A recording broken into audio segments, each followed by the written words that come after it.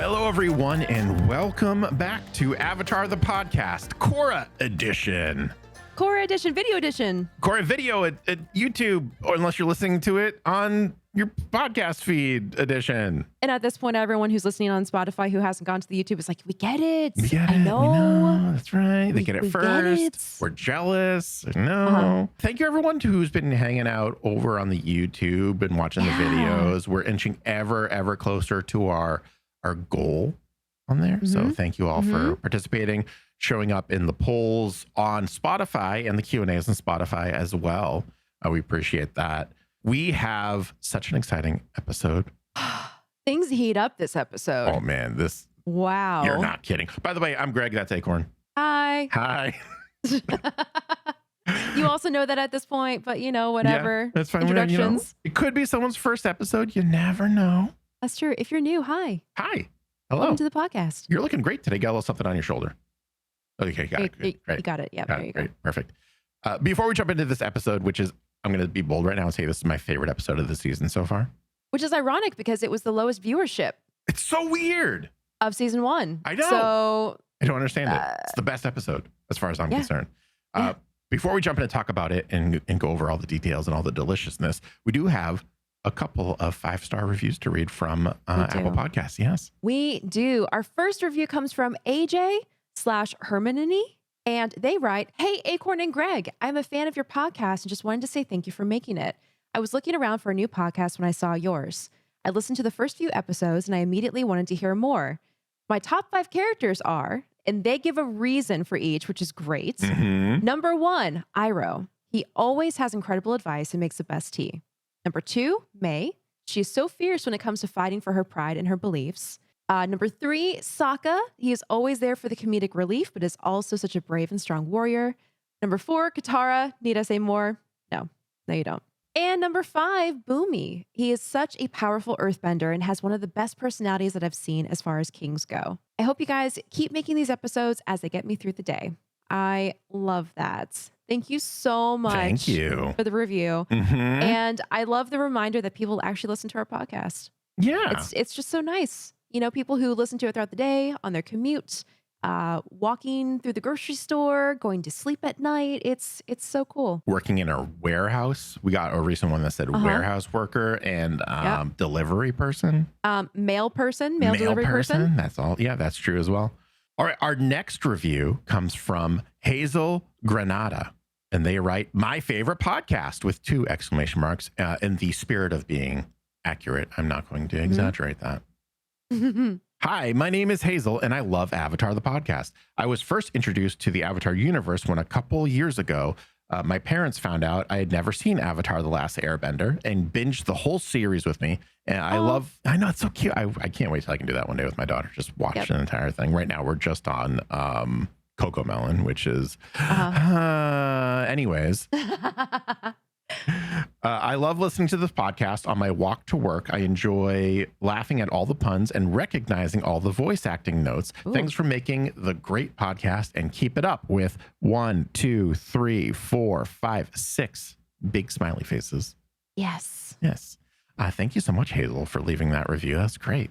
Thank you both for the reviews. And remember, if you want your review read right here on the show, we haven't done this official reminder in a little bit, I feel like, but go ahead, go to Apple Podcasts. But you hit 1, 2, 3, 4, 5 stars on that, all 5, and then you write something, because if you don't write it, we can't read it. That's right.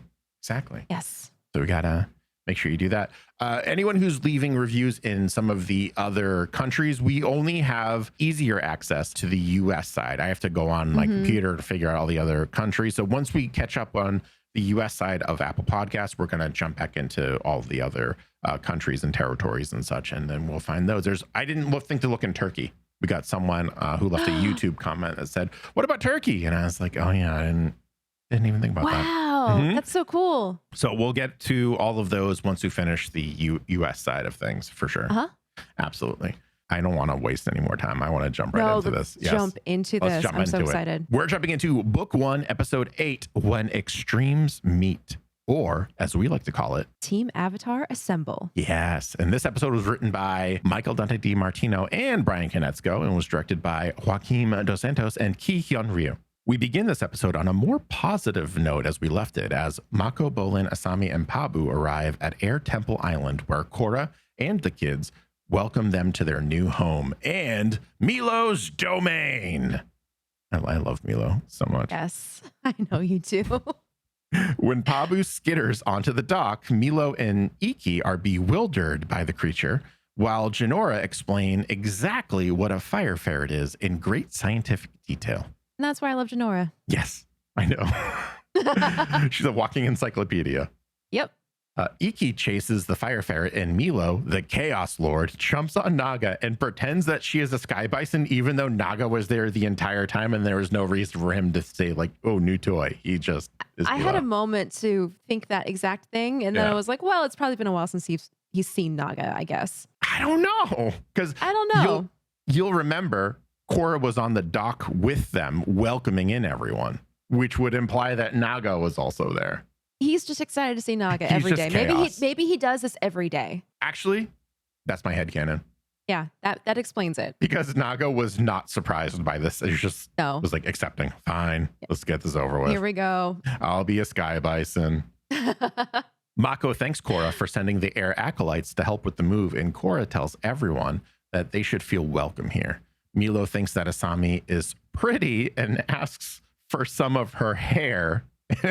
Mako smirks, noting his competition. Yep. Funny moment. Hey, pretty lady, can I have some of your hair? She has great hair, though. She does. To be She fair. does. I think Milo just may not understand not having hair himself. Yes. That hair does not work that way. It's not like a Mr. Potato Head where you can No. just remove it. Yes. He's also like awkward little kid crush. I feel like this might be Milo's first crush. I think it is. Yeah. Yeah. After the grand tour, Bolin fires questions as fast as Iki can deliver the answers, and which are the features of their new home. Uh-huh. I love that. So he's just like, what about this, and this? And she was like, yes. 5,422 or whatever the I think number it was 10,552. which is the number of trees Yes, which is the number of trees. that are on the island. Yes, no, 10,552. So good. The group splits up as the guys go to the boys' dormitory. We shall meet again soon, beautiful woman, Milo tells Asami, and then runs off to catch up. Asami just takes it in stride. This is not going to be the most awkward thing that happens, as we follow the girls to the girls' dormitory, where Iki very casually tells Asami that Korra likes Mako, causing a not so casual reaction from Korra, which is one of my favorite reactions so far in the series. The lightning, thunderstorm, complete Shock. freak out shriek anime moments. Yeah. Yes. I love it. They actually talk about that in the commentaries, Oh, saying they that do? was all Ki Hyun Ryu's doing, Oh, perfect. and how they missed it because they have all these anime moments in the original, series after Yeah. The Last Airbender, and so this was their, I guess, first foray back into that realm. Yeah. I feel like they're taking more modern anime inspiration in Legend of Korra specifically. Like in Avatar: The Last Airbender, I remember they talk about like Akira and a lot of those more like considered classic anime, but these ones feel a lot more modern, a lot more like up to date. Yeah. Asami wasn't completely aware of the fact that Korra has a crush on her boyfriend, but before things get any more awkward, Korra grabs Asami's hand and shows her to her room, shutting the door on Iki's face. Iki turns feral momentarily and then runs along. I love how Asami is so classy. She again takes Yeah. this in stride, just blinks, pauses, and says, "I was not fully aware of that," and then walks into the room. This is also really good storytelling because of what happens later and what she Yes. notices later. Like this is the first, I don't think this is the first seed of doubt, but I think this is like when it's starting to sprout a little bit right here. Right. Like exactly. I feel like she's intelligent enough to kind of understand that Korra has a thing for Mako, and she hasn't brought it up yet. Yeah, and it's the fact that Iki brought attention to it that makes it more real, because that shows Asami that Korra's been talking about it with other people and that they're aware, and it's a thing that's going on behind Asami's back. Absolutely, yes. So what could have been dismissed as paranoid delusion is now solidified. Or a harmless little crush or something. Yeah. I had to go to the extreme on that one. A paranoid delusion. It's fine. It could It's be. fine. It's good. Whatever. Asami thanks Korra again for her hospitality and notes that the best part about her new home is that nothing reminds her of her father. Tenzin politely knocks before entering the room and tells the two young women that Saikon will be taking Lin's place as the new police chief and suggests that they should be present at the induction. I do like that Tenzin knocks politely and Korra was like, "Go away, Iki!" Like the little annoying sister kind of thing. Yep. That was really cool. Been there with my sisters. Yeah. I don't have sisters, so I've not been there. Mm-hmm. I have brothers. It's a much different kind of Dynamic. relationship, I'm sure. Uh-huh. Upon arriving, they witness Saikon assuming Lin Beifong's place as chief of the metal bending police force. He announces that all information concerning the Equalists and their revolution will be passed and needs to be passed down directly to Councilman Tarlok, as no man has been more effective against Amon's revolution. This angers both Tenzin and Korra, and Tarlok looks on with a big old smile on that face of his. Getting exactly what he wants. Also, small detail, Saikon is now wearing not the regular metal bending uniform, but one with more of like the shoulder plates that Lin wore. So visually, he is now looking more like the chief of police because they have a different uniform. Yeah. Oh, that's good. Yeah. I didn't notice that because I don't like looking at him. I don't like Saikon. Not one bit. Not a big fan. He is same level as the one Earth King ruler that tries to get Aang into the Avatar state. Yeah. Just same level of dislike for me. I can't really tell as of right now if Saikon is a bad guy or if he's just like caught in unfortunate circumstances. Yeah, I can't really tell either. He's either like very pragmatic and doesn't see the trap in front of him with Tarlok. And it's just like, no, this person is a council member. Like, he's fine. I'm just going to use the resources and tools I have available to me. Or if he actually sees the manipulation and doesn't care because he's corrupt. I'm sure he's going to end up being not a great guy towards the end of it. I just have that gut feeling. But we'll see. We'll see. Korra and Tenzin confront Tarlok, who calls Tenzin a conspiracy theorist. He then invites Korra to join his task force again since her pro-bending distractions are now over. Korra scoffs and tells the councilman that there's no way that she's joining his vanity project. She tells Tarlok that she's the Avatar and he will need her help, not the other way around. Tarlok reminds Korra that she still can't airbend and calls her a half-baked Avatar. He tells Korra to stay out of his way and then walks off with a smirk on his face, knowing how deep his words cut. And they did. They did talk about this in the commentary as well, reiterating and revisiting the fact that, you know, she's very strong, she's very brazen, but she also has a lot of her ego attached to her physical abilities. And so, like, when you point out the fact that she's not doing so great with one of the things that she's trying to physically learn, it gets to her. It cuts her pretty good and gets under her skin. Meanwhile, the way that she should be approaching this, as they said in the commentary, is like, you know, when you do yoga, it's like, it's not being good or bad at it. It's what are you doing on your journey? You're growing, you're going on a journey of like bettering yourself and like, you know, going with the flow and whatever. But instead for her, it's all about ability.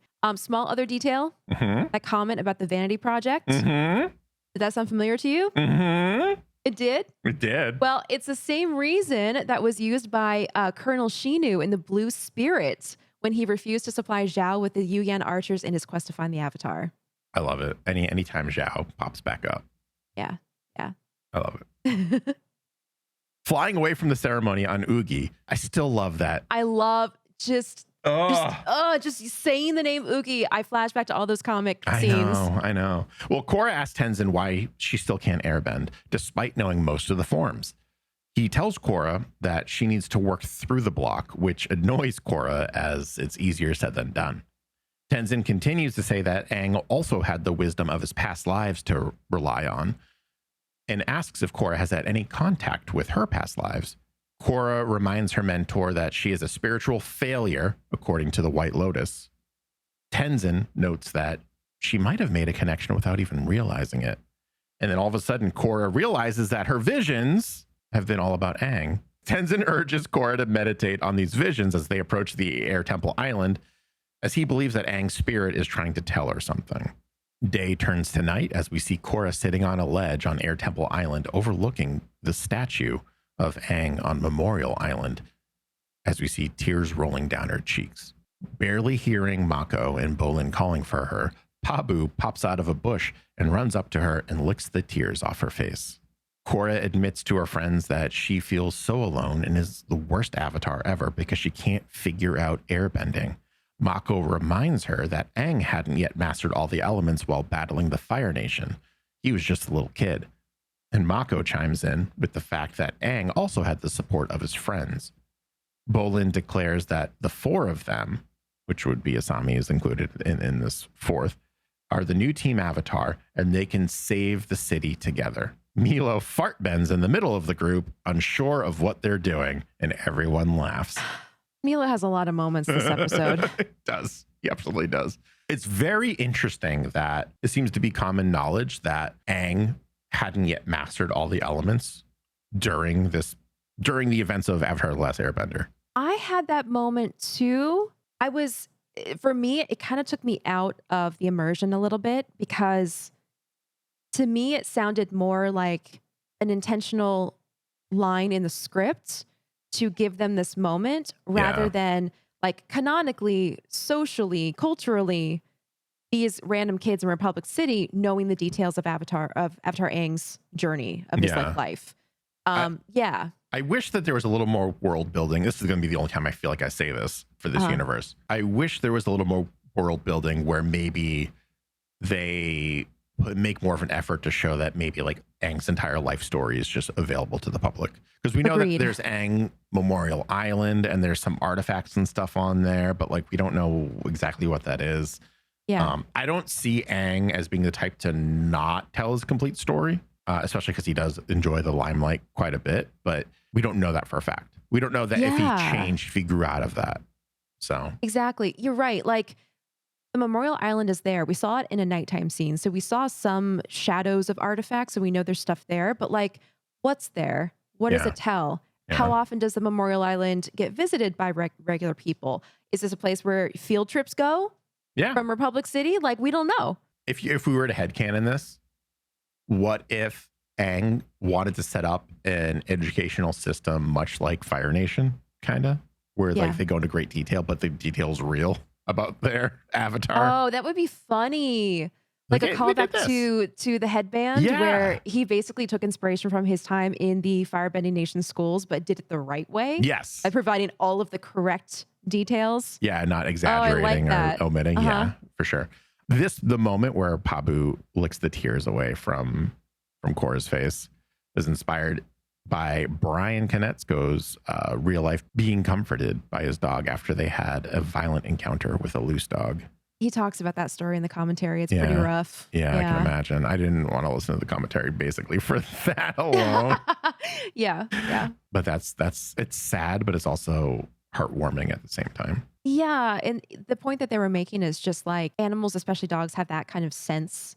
They're tuned into the way that you're feeling. And in that example, he said, even though my dog got attacked and was like shaking and like traumatized by this attack, it still comforted me because it noticed that I was bleeding and like, you know, scraped up and hurt and whatever. We don't deserve dogs. No. Angels on Earth, as far as I'm concerned. The group goes off to patrol the city, but Naga is no Appa and can't carry everyone. Oh, this little moment, they all jump on and Naga's just like, no. Collapses. Yeah. It's like being front heavy. It's just kind of like tips down, tips forward. So Asami pulls out a Sato mobile from a nearby abandoned warehouse. While driving around the city, they hear a level 4 alert on the installed police scanner. And there's some like weird exposition where Asami's like, my dad had these installed on all of his private Sato mobile. I was like, okay, fine. Sure. Okay. They see the chi blockers rush by on an intersecting road and the group chases after them. The boys pick off the motorcycle escorts using their bending as Asami drives the Sato mobile closer to the armored vehicle, which is the level 4 alert. After some minor obstacles and clever driving, the final chi blockers are taken out, but not before Bolin finds himself chi blocked. Mako zaps the truck with lightning and the criminals are caught. Yes.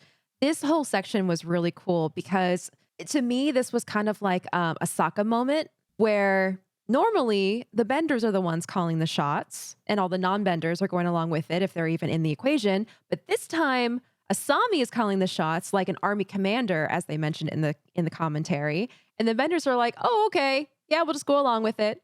And she's so smart too. Yes. Oh yeah, absolutely. I see it here. We see it here, and I think we're not going to see the end of it. Like this is her time to shine right here. Yeah. I really appreciate how this isn't just a carbon copy of the past Team Avatar. Like there are similar elements there, but they're like they're remixed essentially. So Yeah. Asami is a combination of Sokka and Zuko in I a lot see of that. ways. Yes. Which is interesting because they became friends really quickly. Uh-huh. And we'll see. Korra is actually so much more like Toph than Aang, She is. which is just mind blowing to me. Like I just keep on, I have to stop myself from going down these like mental paths where right now the current one I'm on is Aang really admired Toph's like stubbornness so much and really liked it that he just got reincarnated into a version of Toph. I love that. Kinda. I love that. It's so cool. And we talked about previously, I think it was during the Fire Lord and the Avatar episode. I always get the order mixed up. So if it's the Avatar and then the Fire Lord or Fire Lord Avatar, I don't remember. But we talked about how maybe the Avatar's masters get reincarnated with him. And I think that's true to a degree here. A bit. I like that. Yeah. That's a cool concept. I mean, that actually goes along with just the concept of having like soul groups. Yeah. I don't know if that's in Eastern beliefs, but there's this concept that has floated around a while. Like if there is reincarnation, then oftentimes you're reincarnated with the soul group, which is like, generations of your family or really close friends or soulmates or, whatever. Like you tend to re-encounter different souls that you recognize. And I feel like that fits perfectly into the world of Avatar with this. Another small detail about Asami. I don't know if you noticed this, but they pointed it out in the commentary when she asks them to make a ramp for them to take a turn really, really fast through the smoke. She turns off the headlights so they don't see them making this turn. And that's why she verbally said, they didn't see us making this turn. Okay, get ready. And then they come up on behind them. Multiple reporters are already taking photographs when Tarlok, his task force, and the police arrive. Korra mocks Tarlok for his tardiness, prompting the councilman to warn the Avatar to stay out of his way. The next day, Tarlok proposes a new law prohibiting anyone to join the Equalists and imposing a curfew on all non-benders. Tenzin opposes the law, arguing that it restricts the rights of all non-benders because of the actions of a few. The council, of course, votes in favor of Tarlok's new curfew. Of course, because they're, as we've said before, the hand-raising marionettes. Yep. Yes. Yeah. We vote with Tarlok because he has our families and dire and tied up in a basement somewhere. Like it's the only thing that makes sense to me. Except maybe one guy. So like he probably has two families tied up somewhere, and then there's that one guy who just thinks Tarlok is like the coolest guy ever and just wants to be his friend, so he just votes for Tarlok for everything. That's Mike headcanon. Later that night, Team Avatar responds to a report of an Equalist attack. They have overtaken the streets and are considered armed and dangerous. Before the team drives off, Mako lets Korra jump in the car first, saying something like, "Oh, you first," like a little like kidding around, kind of flirty kind of thing. And the two exchange glances while Asami watches through the rear view mirror. And this in my mind is she's hearing Ikki's words right here. Yes.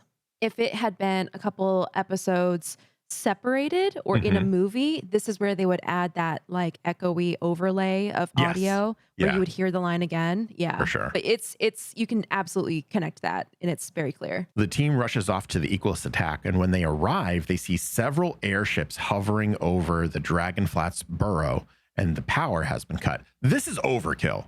There's like a lot. I say several, I mean like 7+. There's a lot. Huge response. Yeah. They also see the inhabitants of the burrow sectioned off and being watched by the metal bending police forces. The non-benders yell and scream at the officers, but the officers watch on, unaffected. Up until this point, we have seen the metal benders as the good guys because they were run They were led by Lin Beifong, who is, Toph's daughter, and she is honorable and, good and good natured and everything, and is trying Yeah. to uphold the law. But then there's this cool concept of exploring how any ideology can shift. So even though it's a good thing and a positive thing at the beginning, when people get out of balance, they start to oppress people or they start to use their power for bad. And that's something that at least Brian enjoys exploring that he's talked about. There's something that feels very fitting about this response. Like, I feel like this was getting built up in the comics. Yes. And that I was agree. just like, they showed it to us, and then they kind of put it on the back burner for the final book for North and South, which we, spoilers, or if you didn't listen to that part yet, we both did not enjoy all that much. But they kind of gave us, I see the purpose of it now. It's kind of like a little bit of a break from everything. And now we're being brought back into it. And now it's like, okay, Yeah. all right, this makes sense. And again, we said it once, we'll say it 1,000 times. Like, reading the comics in between these two series is so rewarding. If you haven't done it, it's a must. You can just go listen to our episodes if you don't want to read them, or if you just want to continue listening. It's changing Korra for me right now, like my appreciation of it. Yeah. Same. Asami notes that the people being detained are neither armed nor dangerous. Saikon tells the crowd to return to their homes, but they refuse to move until the power is turned back on. After hearing the plea of a mother holding her baby to help, as Korra is their avatar as well, she pushes two officers aside and approaches Tarlok's tent. And it's very well lit. It's like the only bit of light nearby, Yeah. which I think is also very showing or very telling of Tarlok. Mm-hmm. He likes his luxury, but also he views himself, or he wants everyone to view him as like a beacon of light. Yes. Ooh, the symbolism there Mhm. for sure. Mm-hmm. Do you have any voice acting notes for this episode? I don't have a single one. It's all been returning. Like, I went to the IMDb. Uh-huh. I went on the wiki. Yeah. And there's no one new that I noticed. Did you Interesting. notice Okay, someone? so it's not credited. Okay. So they talk about one in the commentary. Oh. Someone from the cast voiced that mother with the child. Oh, who was it? Can you guess who? Is the current cast or past cast? Current cast. Was it Janet? It was Janet Varney. Yes. Yes. And she was so excited. She was like, I love doing it. And they said, Brian and Mike were saying that she did such a good job because you can't even tell it's Janet. Yeah. Oh, Yeah. I just took a guess because I was like, probably Janet. I can't imagine. I feel like with Janet being on every single commentary so far, at least on all the ones that I can think of, I feel like she was probably a lot more involved than just playing the lead in this story. So that makes me happy and not super surprising. Yeah. Korra demands that Tarlok restore the power to the burrow and let the people go. The councilman calls the non-benders equalists and demands that Team Avatar go home as they have no business here. He then furiously orders that the officers round up all the equalists. Korra jumps into action and tries to rescue the townspeople, while Tarlok uses his waterbending to arrest Asami, as she is a non-bender, and she's also out past curfew, so he's well within his rights. And on top of that, she's conspired, loose definition, with her father, who is a known equalist. This is frustrating because it's like one of those things where you walk into an argument and then the other person makes a really good point that you can't really refute, and it's like, darn it, you got me. I see what you're doing here. You're pulling this card, and you can, and I'm frustrated by it. To be fair, it's a card in a game that he just created. Exactly, which shows his manipulation skill, I guess. Mako demands that Tarlok release Asami, but he just calls for the arrest of the brothers. Korra doesn't like this and yells out to Tarlok, about to hurl two boulders at him that are like 3 times the size of Tarlok. Tarlok, She could smush him easy. Yes, Tarlok smugly tells her to stand down and go home. Unless, of course, she wishes to join her friends in prison. Hearing her friends telling her to stand down, she does, and tells them that she'll go get Tenzin for help. Tarlok taunts the Avatar, saying that her little group has had a good run. Korra tells him that this isn't over, but Tarlok states that it most definitely is. I'm going to hold this comment for a little bit later. What I was going to say, you all just have to wait. I'm not even going to cut this from the video. You all just have to wait. Tenzin arrives at the police station and immediately demands that Chief Saikon release Korra's friends and the innocent non-benders, stating that they are entitled to due process under the law. Chief Saikon refuses and tells Tenzin to take it up with Councilman Tarlok, and Tenzin will do just that first thing in the morning. Korra yells at Saikon and gets up in his face, calling him officially the worst police chief ever. Tenzin gently tells Korra to settle down and that this will all get settled and she just needs to be patient. But you really are the worst ever, Tenzin yells at Saikon as they leave the police station. I love when Tenzin breaks character. Me too. Well, breaks his usual, like, His you know, facade. Yeah. his usual facade of, like, you know, calm, quiet, wise, airbending master. Yeah, it just shows the influence, I think, that the first team Avatar had on Tenzin, because he knew them. Like, half of them are his parents. Yep. So, like, I like to see, like, that's a little bit of Sokka coming out right there. You really are the worst ever. Unable to sleep, Korra wakes up Naga and the two head out to Republic City's town hall, where Tarlok is working late. Korra enters through the windows and demands an audience with the councilman. Tarlok sends his page away as there's nobody else in the building and tells Korra to spit it out, as there's obviously something on her mind. Korra tells Tarlok that he is doing exactly what Amon wants him to do, using bending forces to oppress non-benders. Tarlok points out the hypocrisy of Korra using her role as the Avatar to basically intimidate him, which is what she views him as doing to the townspeople. See, that's what I admire about you, Korra. Your willingness to go to extremes in order to get what you want. It is a quality we both share, Tarlok tells Korra. She denies any similarities between the two. Here's a really cool thing. In Tarlok's office, there's a petroglyph that depicts Tui and La circling each other on a stone wall behind the waterfall in his office. You know, I didn't notice that. Yeah, but I either. really enjoyed the concept of having a wall of water behind your desk, being a waterbender. Yes. It's like, I don't know if this is a good example, but it's kind of like having a bunch of weapons displayed on the wall behind you. It's like, it's advertising the strength that you have if someone comes in and wants to mess with you. Yeah. It puts him in a very, it puts him in a position to go on the offensive very quickly, which ironically we were about to see.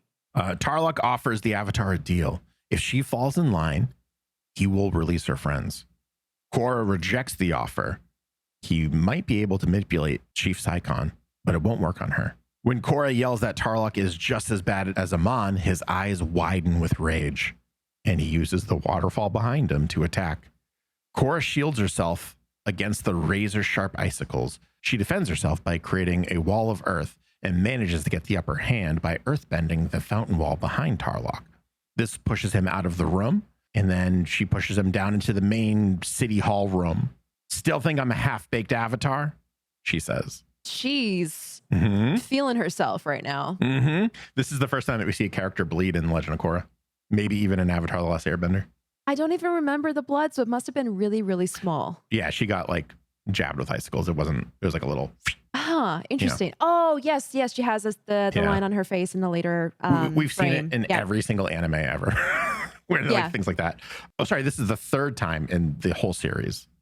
I should read the rest of my note. Wow. Yeah. So this is up there. I found it very interesting that Korra doesn't instinctually use water bending to defend herself. Yes. I thought that was interesting too. I actually was half expecting her to bend all of the water out of the room to leave him defenseless, but she actually took earth bending and pushed him out of the room and removed him from the water. But I was thinking that too, like she goes to earth bending a lot. Yeah. She goes from earth bending, and in the next scene, she'll use fire bending. Water bending is her last resort. It always is. It's weird because she's a member of the Southern Water Tribe. Yeah. So it's just very interesting how nurture over nature in this. Yeah, I had thoughts about this. I think there's a couple explanations. One of which being she takes so much pride in her achievements and her accomplishments that she tends to want to use them as much as possible. So waterbending comes naturally to her, but she had to work to learn firebending and earthbending. So that's what she wants to use first because she feels accomplished in it and she feels like she's I guess like that's where the ego and the sense of pride comes in. Okay. I thought for sure that she was just going to waterbend the icicles back into water splashes. Yeah. Yeah, that too. Anyways, Cora ignites 2 fireballs in her hands and tells Tarlok that he's all out of water. She rushes in to attack the helpless Tarlok, but finds herself unable to move. With precise and fluid movements, Tarlok contorts Cora's body, violently moving against her own will as she is forced down to the ground. You're in my way, Avatar, and you need to be removed. Cora realizes that Tarlok is a bloodbender, and he is bloodbending without a full moon. Okay, so I forgot about this and I Me gasped too. out loud when this happened. Don't even know I was watching this laying down with the snack with my dog Rusty at my feet trying to get the snack, and I jumped out of my futon. Rusty loved it because there were snacks everywhere. Yes. I was like, no way. Of course. They were just potato chips. It's fine. You can have them. I was like, no. And my eyes were glued to the string because I remembered that there was blood bending, but Yes. I couldn't remember where. Yes. My mind conflated it with Amon. Uh-huh. And that was like, I was like, whoa. I was flabbergasted. And then that comment about the full moon and how is it possible? And then Tarlok is like, there's a lot you don't know about him. I'm like, okay, I'm in. Bad guy, cool bad guy. Yes. I like this. Yes. He uses bloodbending to throw Cora against a nearby wall, knocking her out. I'm going to say what I wanted to say previously right here. Now Tarlok seems more Zhao-ish. Zhao-esque. Zhao-esque. Yeah, to he me. does. He does. It was that snapping. Yeah. Like, you're just like Amon. That is so Zhao right there. So now I'm comfortable in saying that I probably like Tarlok as much as I do because he reminds me a lot of Zhao. That was the missing piece right there. Yes. And the fact that we're seeing this other side to his antagonist character makes me excited to see what's going to come up. Also, I remember the person in Cora's hallucinations or flashbacks is a villain, but I can't remember much about him and if or how he's related to Tarlok. So I'm curious. I'm curious to see where this is going to go. Me too. Tarlok and Cora's duel at City Hall bears similarities to the encounter between Avatar Roku and Fire Lord Sozin. This is a fun fact right here. When Roku discovers that Sozin's Earth Kingdom colonies in the Avatar Last Airbender, that episode of the Fire Lord. In both cases, the Avatar arrived at a government building to confront a politician from their own nation about their previous actions about a people they held power over. In both cases, the politician struck first.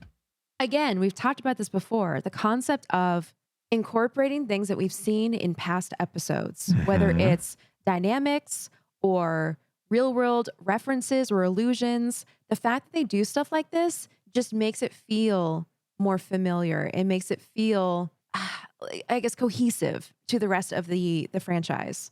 I really appreciate little nods like that. There's a cyclical nature to the Avatar, not just the Avatar cycle, but we're talking about mentors, friends being reincarnated with the Avatar. It's this never ending circle. If you expand that out even more, enemies as well, right?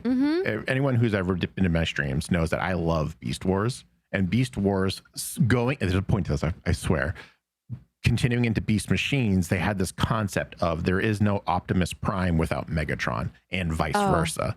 So this is spoilers for Beast Machines. If you've not watched it, I don't even know if you could stream it anywhere. Optimus Prime Primal, I guess, realizes this and he falls to his demise with Megatron, therefore ending the cycle of violence. It's very interesting that the Avatar is coming back with these very familiar foes. Let's say Tarlok and Zhao, almost identical in nature. Are you suggesting, Greg, that your headcanon now is that Tarlok is Zhao reincarnated? Maybe, because I have a spoiler from Zhao that I was in the wiki, I went too far and that guy spoiled myself. I won't say anymore. Maybe, I don't think so because of that, but if it's not Zhao himself, the Avatar attracts those same kind of personalities to help fill out its life. And the Avatar is all about cycles, so it would make sense to me. Korra has another vision, one in this very courthouse, which I thought was really cool, where Sokka appears to be incapacitated and in severe pain. By the way, they're all grown up. Toph attempts to attack the man on trial with metal bending cables, but is prevented from doing so. The vision quickly shifts to Aang, with several people behind him being subdued by blood bending. He reaches his hand out towards the man on trial, but struggles in doing so. The vision ends on a close-up of Aang's face. Korra wakes up to find herself tied up and in the back of an armored truck. Tarlok tells her that he is taking her somewhere very far away from Republic City, where she will never get in his way again. She is barely able to let out a blast of fire breath before Tarlok shuts the door and starts driving towards parts unknown. Wow. The end. Another little cyclical thing. Maybe it's coincidence, maybe it's not. When did Zuko use fire breathing? In the North Pole. Not first. When did we last see him use? Well, I guess not last, but when was a prominent moment of him using it? Prison. Oh, true. Korra's getting in prison, Boiling Rock Prison. Yeah, we see him using it. That's how he like melts out of the icebox essentially. And he keeps himself right. She's using it when she's getting locked up. I like it. Probably a coincidence, but I like to think that that's like past life knowledge coming in and helping her out. Very cool. Another bending note. Yes.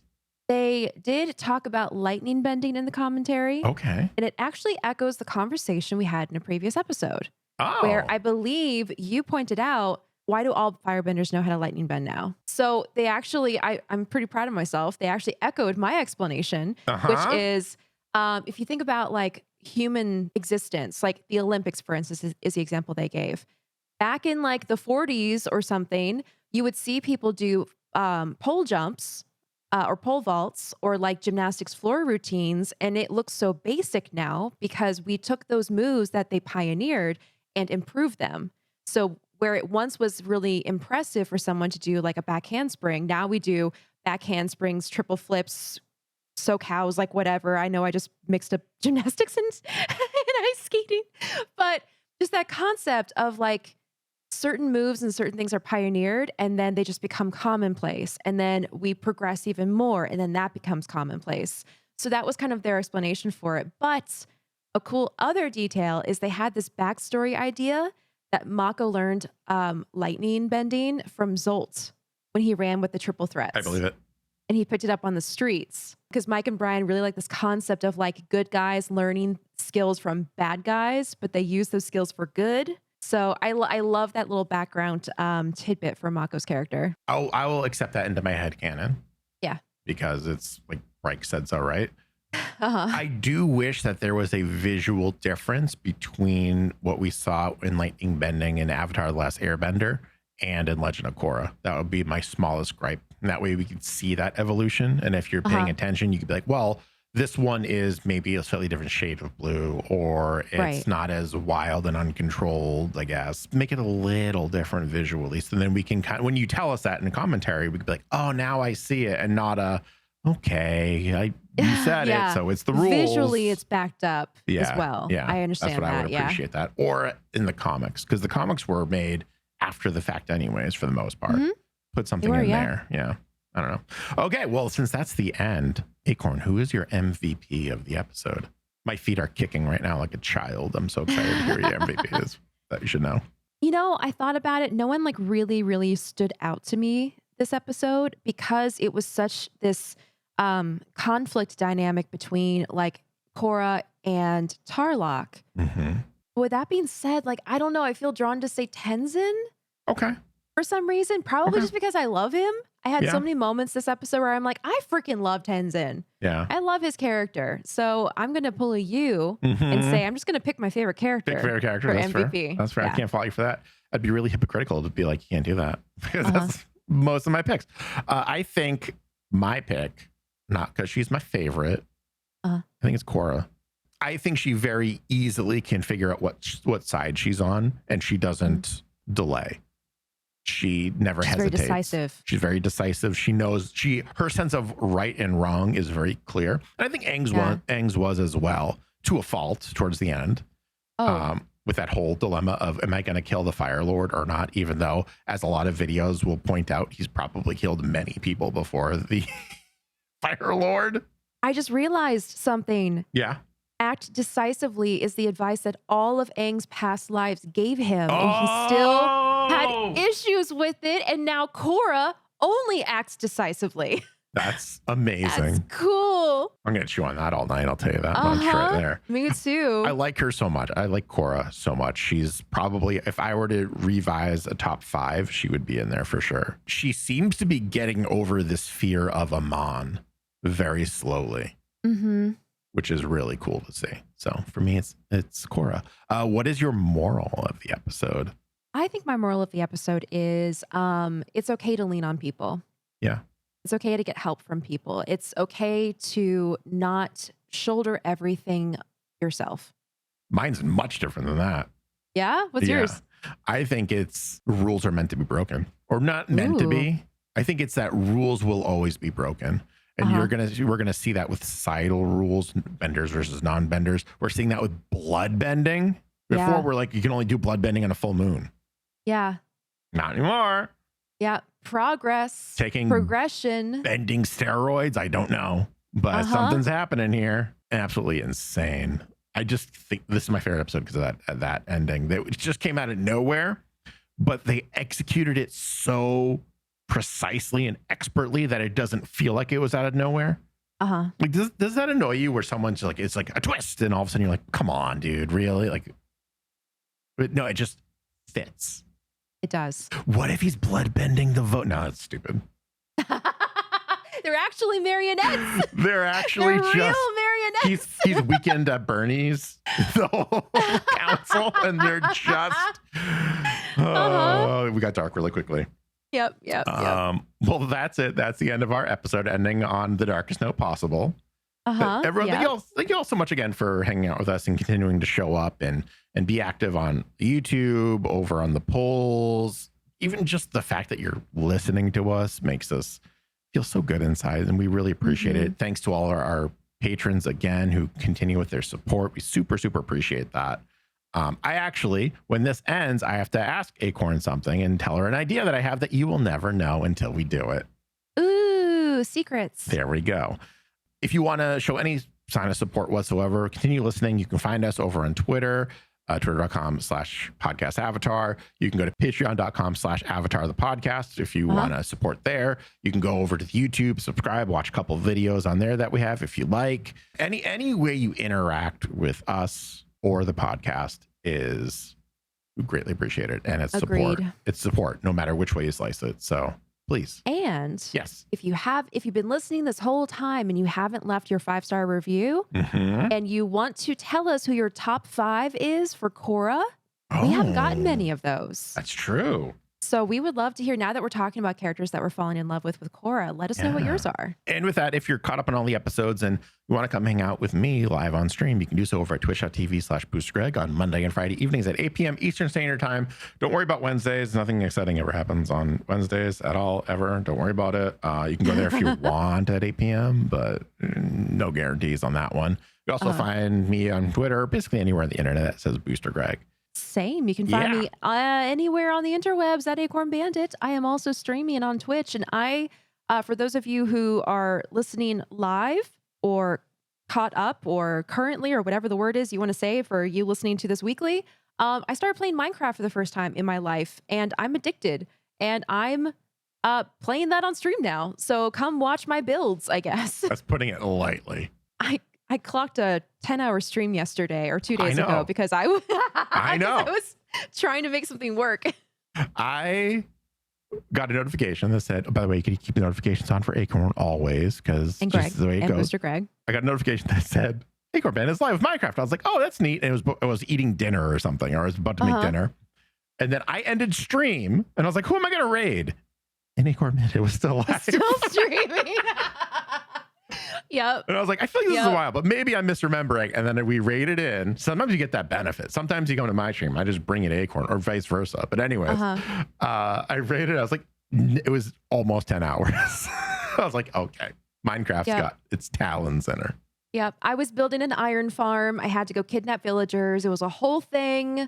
It took forever. My iron farm works. It's great. I have so much iron now. I love it. Yeah. So anyway, that's what I'm currently doing. But I also just stream random stuff too sometimes, like some role play and some Red Dead Redemption 2. So you can check me out at twitch.tv/acornbandit. All right, everyone. Thank you all so much for hanging out again. We appreciate you. And we'll see you next time on Avatar the podcast. I was watching your lips. I wanted to nail it this time. Bye. Bye. Avatar, the podcast, is a proud part of the Geek Generation Network. Remember to check out all of our podcasts at thegeekgeneration.com.